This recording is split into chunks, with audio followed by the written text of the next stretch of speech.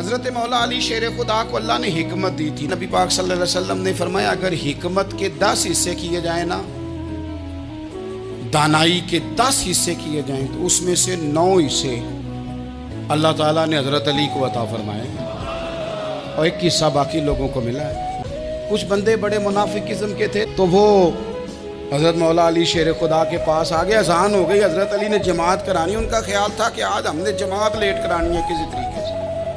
اب حضرت علی چونکہ بڑے دانا تھے، مصلے پہ بڑھ رہے ہیں، جماعت کھڑی کرنی ہے، اللہ اکبر کہہ رہے ہیں. بندوں کا خیال تھا نماز لیٹ کرانی ہے. فٹافٹ حضرت علی سے کہا کہ حضور ذرا وہ جانور تو بتائیے گا کتنے ہیں جو انڈے دیتے ہیں، اور ذرا وہ بھی بتائیے گا جو بچے دیتے ہیں.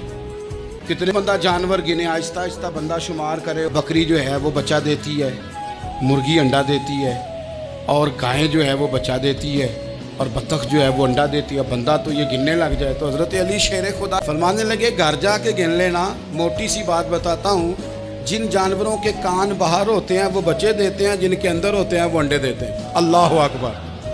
نماز کی نیت باندھ لی، تم گننا گھر جا کے. موٹی سی بات بتا دیتا ہوں. وہ صاحب کہتے ہیں میں حضرت علی رضی اللہ تعالیٰ عنہ کو الجھانے آیا تھا، میں خود بڑا الجھ گیا. کہنے لگے گھر جا کے گننا، یہاں ٹائم نہیں، نماز کا وقت ہے. پر جن کے کان اندر ہے نا وہ انڈے دیتے ہیں، اور جن کے باہر ہیں وہ جا کے حساب کرنا. آپ ڈھونڈ لیں، تلاش کر لیں، چلے جائیں ماہرین کے پاس، پر شیر خدا شیر ہی ہے. حضرت مولا علی کے جملوں میں کمال ہے. ان کی دانائی، ان کا تدبر، ان کی حکمت، ان کا فہم، ان کی فراست، ان کا کمال.